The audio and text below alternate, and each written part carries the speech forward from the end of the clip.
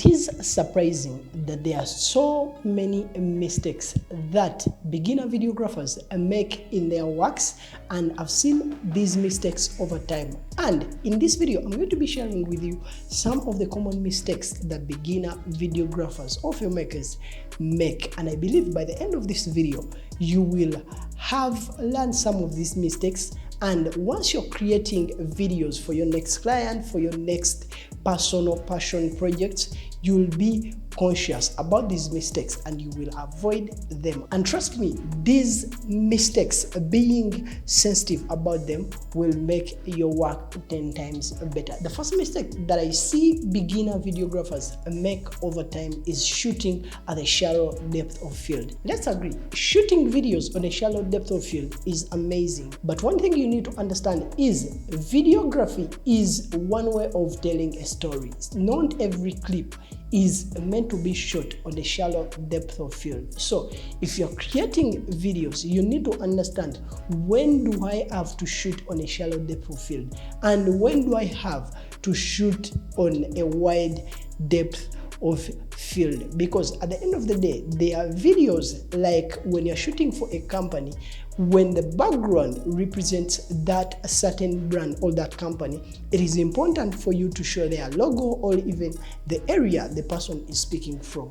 Or if you're shooting a football match, it is always important for you to show people the area where the match is happening. There are shots that you need to shoot on a wide depth of field, all with a wide depth of field, and those shots are the establishment shots. You need to understand, when do you need to shoot on a shallow depth of field and when do you have to shoot on a wide depth of field. Because we don't just create videos, but the reason why people create videos is to tell a story. So as you're starting out in the video game, you need to know the difference. When are you supposed to shoot on a shallow depth of field and when are you supposed to shoot on a wide depth of field? And I see a lot of beginner videographers making this mistake where their videos are all shot on a shallow depth of field. The next mistake that I see a lot of videographers making is being obsessed with a lot of gear. What you need to understand,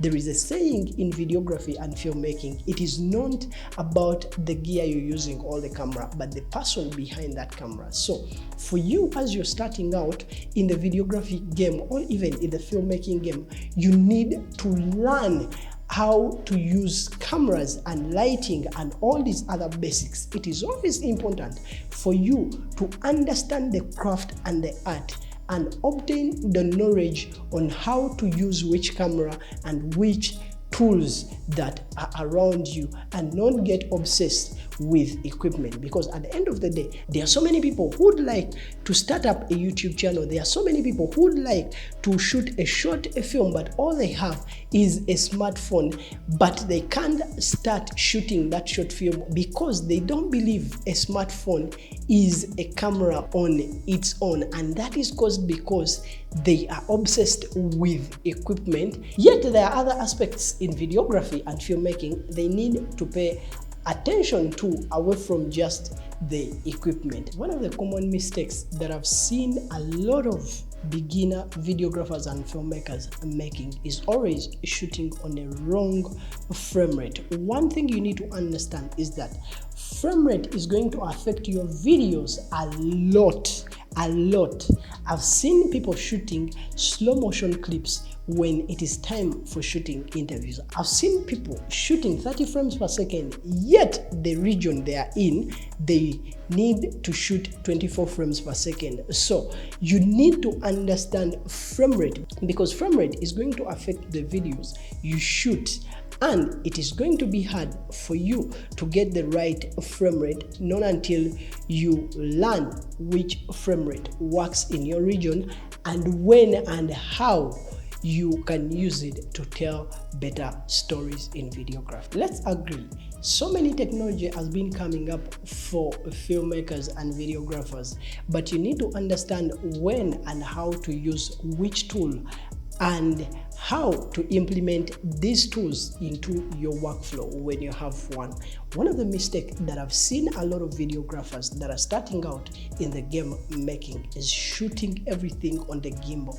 One thing you need to understand is that when you're shooting videos, you're telling a story, so you need to know when do you need to use a gimbal and when do you need to use a tripod and when do you need to hold the camera with your hands. Once you understand when to use which tool and how to use it, this will make you a better videographer and DOP, because at the end of the day, you can't tell a good story or even create nice videos when you're relying on just one tool. So people who have gimbals, you need to understand when is the right time to use a gimbal, because I see so many beginner filmmakers making this mistake where they are creating videos with a lot of gimbal shots, and at the end of the day it is boring and annoying.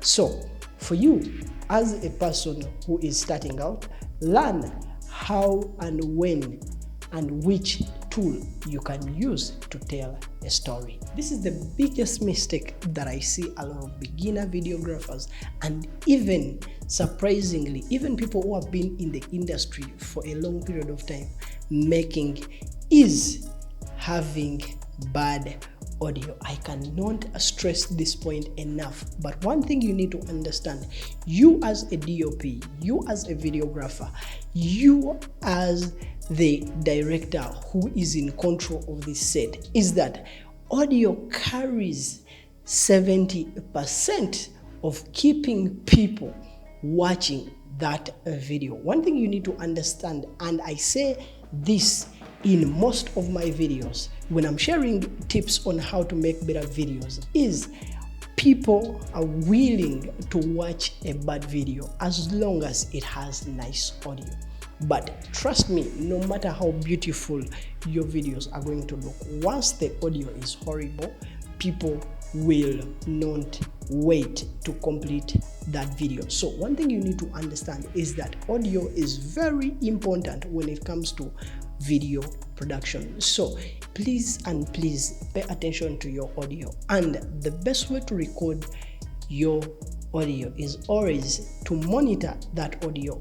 Have the mics plugged into the camera very well, all in the recorder, and also monitor your audio as much as you can. You need to understand that not only these recorders are meant good for audio, there are also other tools. Smartphones right now come with nice applications that will give you amazing audio. So like it or not, please pay attention to your audio, and this will make your videos 10 times better. If this video has been useful to you, please like and subscribe. Also, if you have other tips that we can learn from, that other videographers can also learn from, please share those in the comment section. My name is piusgyagenda. I'll see you in the next video. Like and subscribe.